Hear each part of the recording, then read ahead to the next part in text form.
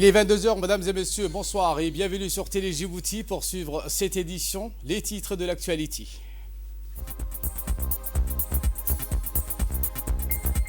Des milliers de jeunes ont convergé vers le Palais du Peuple lors d'une journée dédiée au patriotisme et au bénévolat. Également dans l'actualité de ce 22 heures, au Grand de Gaza, une pénurie alimentaire due au blocage de l'État sioniste. Voilà pour les titres. Merci si vous nous rejoignez sur Télé Djibouti et nous entamons avec cette délégation conduite par le ministre de l'économie et des finances qui participe à un panel sur la sécurité alimentaire et l'emploi en Afrique lors de l'assemblée annuelle du printemps à Washington. Un événement modéré par Lana Wang et qui a rassemblé des experts et des décideurs de haut niveau dont Rania Dagashmar, assistante directrice exécutive du programme alimentaire mondial. Dans une intervention faite à l'occasion, M. Dawale a mis en lumière les défis spécifiques rencontrés par le port de Djibouti, un hub essentiel pour le commerce régional et international. Il a souligné les goulets d'étranglement en matière de transport qui impactent directement la sécurité alimentaire dans la Corne de l'Afrique, tout en exposant les mesures que le gouvernement djiboutien met en œuvre pour remédier à ces problèmes. M. Dawale a longuement expliqué que Djibouti a participé au financement et à l'installation du plus grand centre et hub humanitaire et stratégique du programme mondial de l'alimentation WFP, destiné donc à la Corne de l'Afrique pour lutter contre l'insécurité alimentaire dans la région. Dawale a également abordé la nécessité d'investir dans les corridors de transport efficaces pour soutenir la croissance économique et la création d'emplois. L'événement a permis d'explorer comment les investissements ciblés et des réformes politiques peuvent améliorer les corridors de transport locaux et régionaux.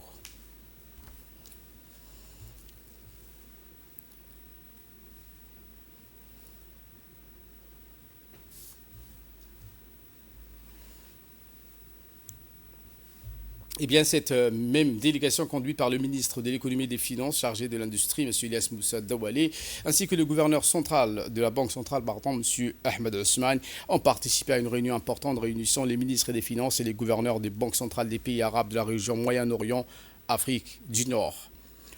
Une réunion qui a vu la présence de la directrice générale du Fonds monétaire international, Mme Christina Lila Georgieva. La rencontre qui s'est inscrite dans les cadres des réunions de printemps du FMI et du groupe de la Banque mondiale qui se tient à Washington. Cette réunion avait pour objectif principal d'examiner les défis économiques et financiers auxquels sont confrontés les pays de la région des MENA.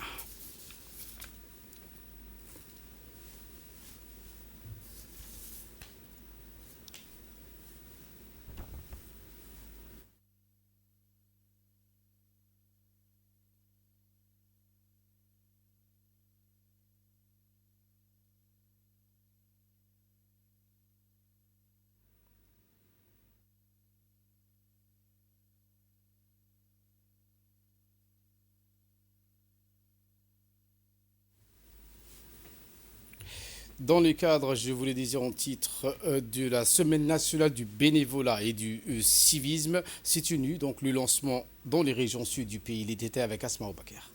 La ville de l'Unité a donné le coup d'envoi de son relais national quelques minutes après celui de Hayou.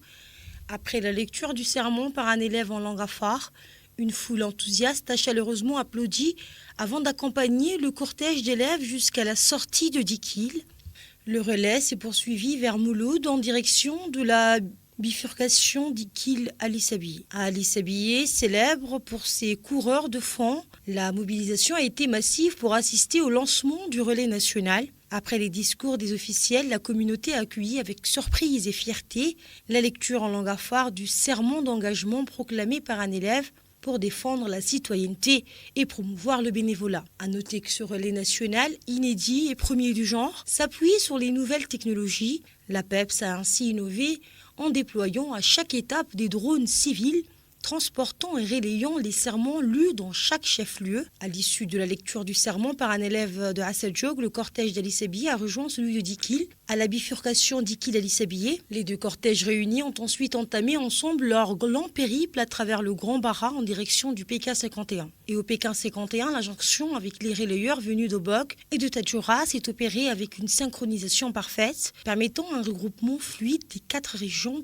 toutes convergeant vers Ouéra. De son côté, la ville d'Arta, adossée au mont Ougoul, s'est mobilisée après la lecture du sermon en arabe par une élève du lycée bilingue. Le cortège est alors descendu vers la bifurcation Arta-Ouéa pour rejoindre les relayeurs de Hayou, Tadjoura, Ali Sebié et Dikil arrivant de Ouéa. Grâce à la coordination sans faille des organisateurs, les 5 régions réunies ont poursuivi leur chemin vers le PK20 et la capitale où une longue pause de 3 heures était prévue pour se restaurer et se reposer. Ils ont ensuite repris leur relais cet après-midi dans les rues de Djibouti-Ville pour terminer en apothéose à l'esplanade du Palais du Peuple aux côtés de leurs camarades de la capitale.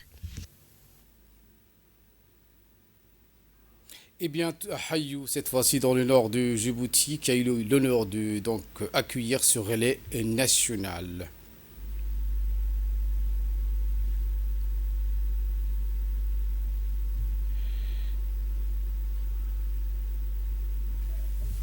Eh bien, le préfet de la région a organisé l'événement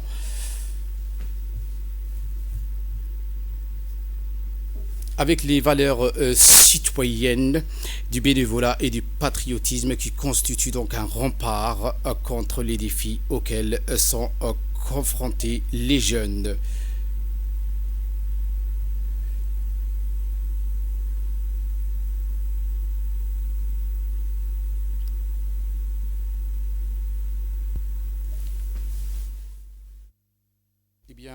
Le drapeau sur les mains, les relayeurs ont quitté la ville avec enthousiasme, entamant le long du parcours vers Tadjoura, cette dernière surnommée la ville blanche. Le cortège des élèves donc, de Tadjoura en communion avec celui de Box s'était lancé vers Picanef avant de poursuivre l'ensemble du trajet. Cet événement a non seulement donc été célébré l'esprit de solidarité entre les régions, mais également renforcé l'engagement des jeunes envers les valeurs fondamentales qui unissent la nation djiboutienne.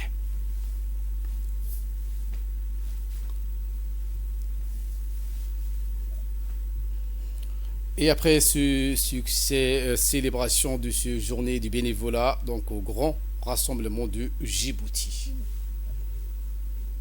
Des relais dans les 5 régions de l'intérieur. Dans la matinée d'aujourd'hui, le coup d'envoi du relais de Djibouti a été donné à 16h, selon 2 itinéraires en parallèle. L'un pour les élèves de la capitale, au départ du Menfop, l'autre pour les élèves des régions, au départ du rond-point de PK13.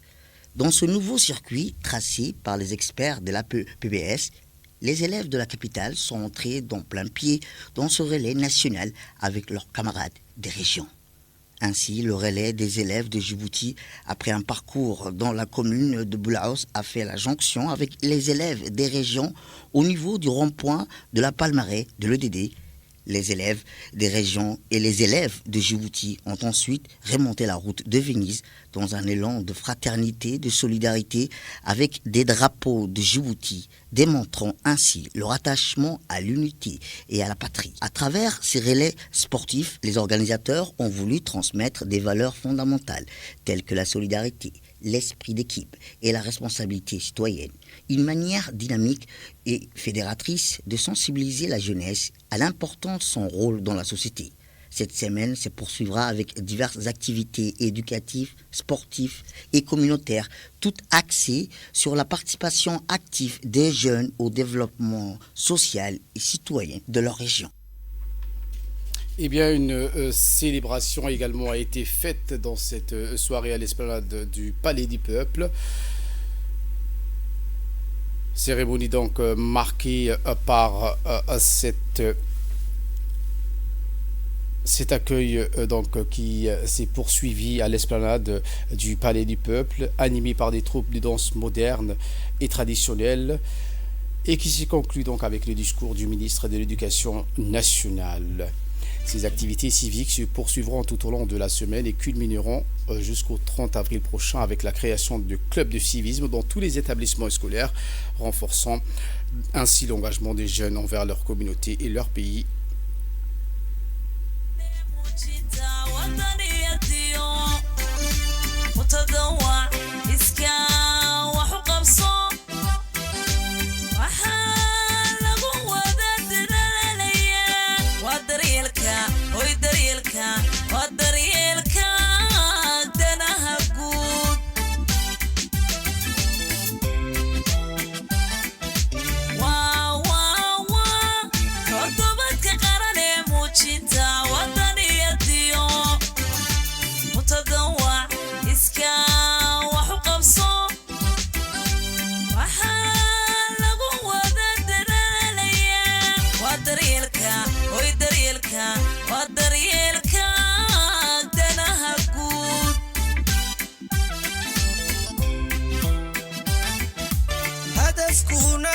wuxuu yahay waa in ubadka lagu barbaarsho waa in iskuullada lagu baraa wax wada qabsiga bulshada iyo muhiimiyad waa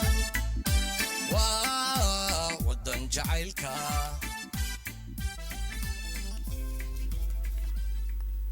Les élèves donc ont lu le serment fait à l'occasion devant des milliers des élèves des écoles différentes du pays.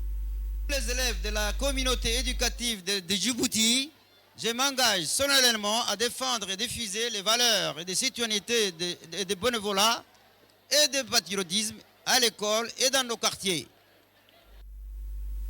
Et le ministre donc de l'Éducation nationale et de la formation professionnelle, M. Moustapha Mohamed Mahmoud, s'est exprimé en ces termes.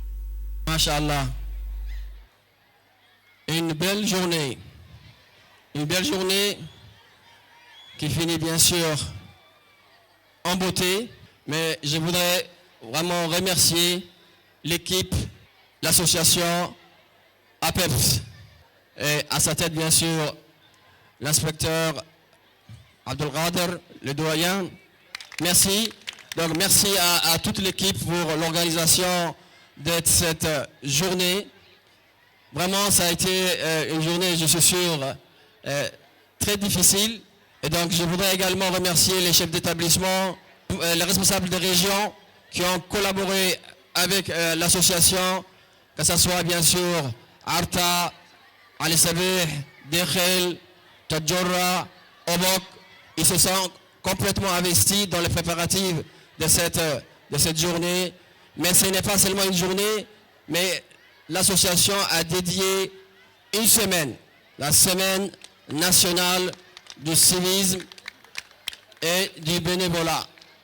Vraiment, c'est des valeurs que déjà nous enseignons dans nos programmes, mais Inch'Allah, avec l'association, nous voudrions bien sûr les concrétiser sur le terrain, dans les établissements, dans la vie de tous les jours, dans le comportement de nos enfants, de nos jeunes, le comportement de nos jeunes dans les quartiers, le comportement des jeunes dans tout ce qu'on appelle vie de groupe, parce que en fait c'est un courant, c'est un mouvement que veut lancer bien sûr l'association, un mouvement bien sûr qui véhicule les valeurs du patriotisme, les valeurs bien sûr du bénévolat et du civisme.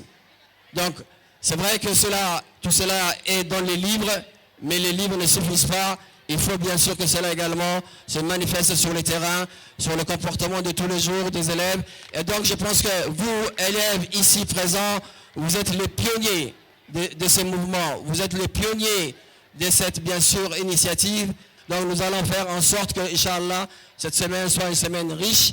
Et de là vont naître bien sûr les jeunes volontaires, les jeunes patriotes, les jeunes bien sûr qui vont s'engager pour sensibiliser leurs pairs à partager les mêmes valeurs, fait de nous bien sûr un Djiboutien et seulement un seul Djiboutien. Salam alaikum wa rahmatullahi wa barakatuh.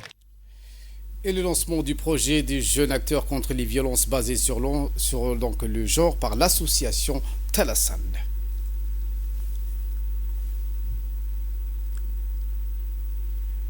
L'association Talassan qui a organisé à Sheraton Hotel cet atelier du lancement de ce projet Jeunes acteurs de lutte contre les violences basées sur le genre financé par l'UE. Un projet ambitieux qui s'adresse directement aux jeunes dès l'âge de 13 ans et qui a pour objectif de sensibiliser et de les mobiliser contre toute forme de violence liée au genre. Lors de cet atelier, plusieurs intervenants issus du monde associatif, éducatif et institutionnel ont souligné l'importance d'agir dès plus jeune âge pour prévenir ces violences. Un événement qui a réuni plusieurs intervenants donc, des différents milieux. À cette occasion, le rôle du gouvernement et en particulier celui du ministère de la Femme et de la Famille a été rappelé avec insistance par la directrice. Le ministère œuvre depuis de nombreuses années à travers différentes politiques publiques pour la protection des droits des femmes.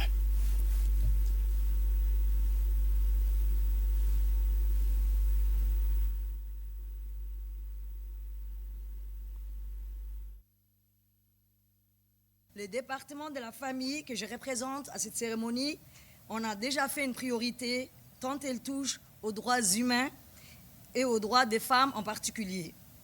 En effet, la politique nationale du genre 2024-2030 a érigé la lutte contre les violences basées sur les genres en orientation principale, l'orientation numéro 5 en fait, sous les titres « Parvenir à la tolérance zéro vis-à-vis des violences basées sur les genres ».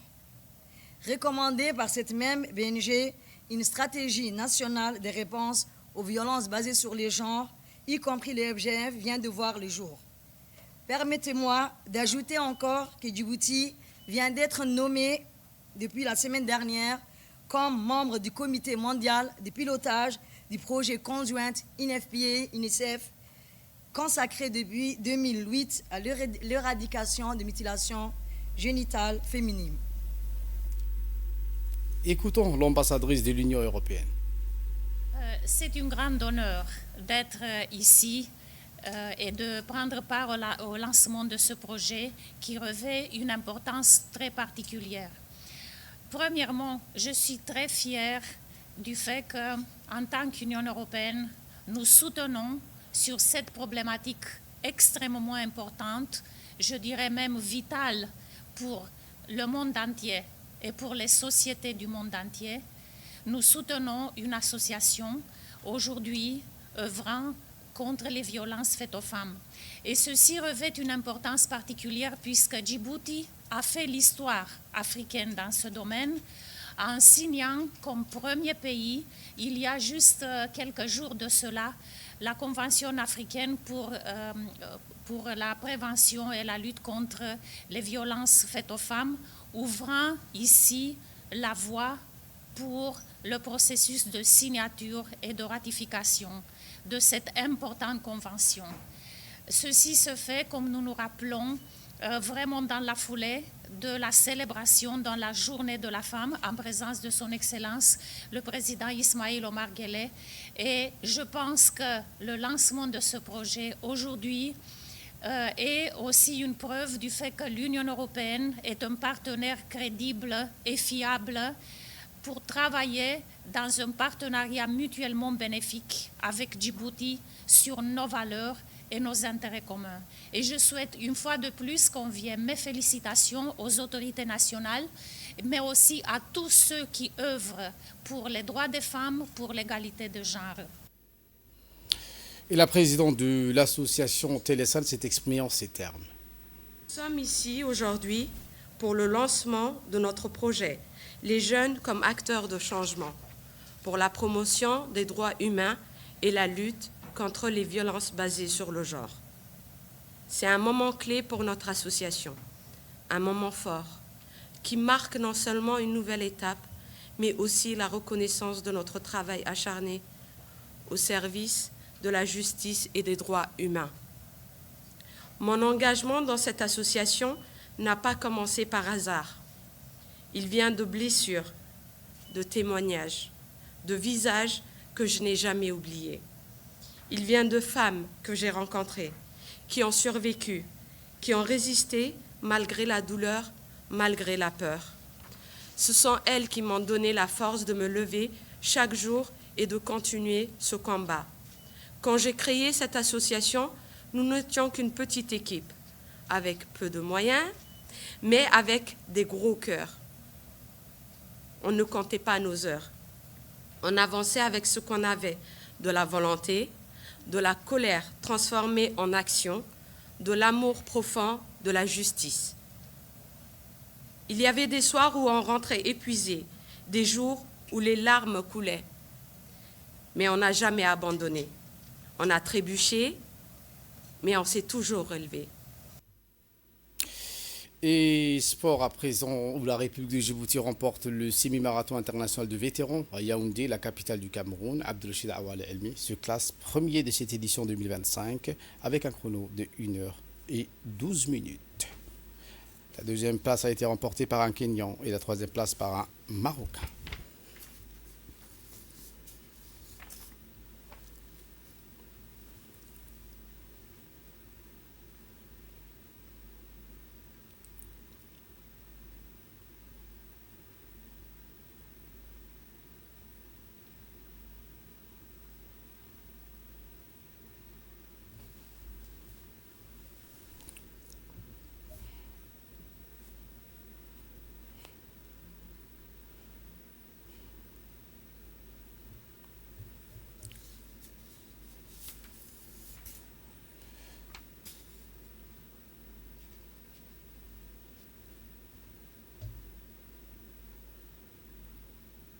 Sport toujours, où la deuxième journée du tournoi interministériel organisé par le secrétariat d'État chargé des sports a tenu toutes ses promesses. Dans un match disputé du groupe B, la présidence et le ministère de l'Enseignement supérieur et de la Recherche se sont quittés sur un score de parité. Le ministère de la Femme et de la Famille a signé une belle performance en s'imposant face au ministère de la Communication. Un succès qui confirme leur belle dynamique dans cette compétition. Quant aux 3 autres rencontres prévues dans cette poule, elles ont été remportées par forfait.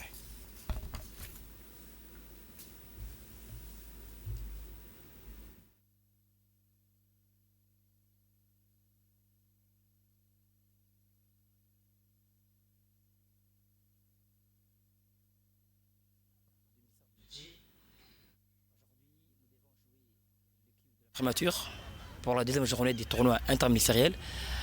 Mais malheureusement, l'équipe de la primature, ils n'étaient pas là. Et heureusement, on a pris un match forfait. Je pense qu'on est bien préparé pour les prochaines journées et pour les prochains matchs dans l'ensemble. Et on est prêt à combattre jusqu'à la fin du tournoi. À l'effectif, puisqu'on est vraiment nombreux et on est aussi jeune au niveau du ministère du budget. Et alhamdoulilah, on préfère avoir beaucoup d'autres matchs et nous sommes prêts à participer à ce défi, Inch'Allah. En nouvelle du monde cette fois, les stocks de nourriture épuisés en raison des blocus imposés par l'État sioniste. Explication. Le PAM a indiqué dans un communiqué qu'il avait livré des denrées alimentaires aux cuisines caritatives qu'il soutient dans le territoire. Il s'agit de la principale source de subsistance de centaines de milliers de Palestiniens. Les réserves alimentaires du programme alimentaire mondial pour notre programme, ont-ils indiqué, d'assistance alimentaire de base à Gaza sont totalement épuisées. Depuis le 2 mars, aucune marchandise humanitaire ou commerciale n'est entrée et notre capacité de répandre continuellement diminue.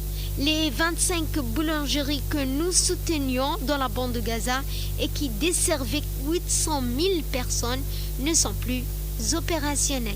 Les colis alimentaires qui sont au cœur de notre programme et qui devaient être distribués à la moitié de la population de Gaza ont été entièrement distribués.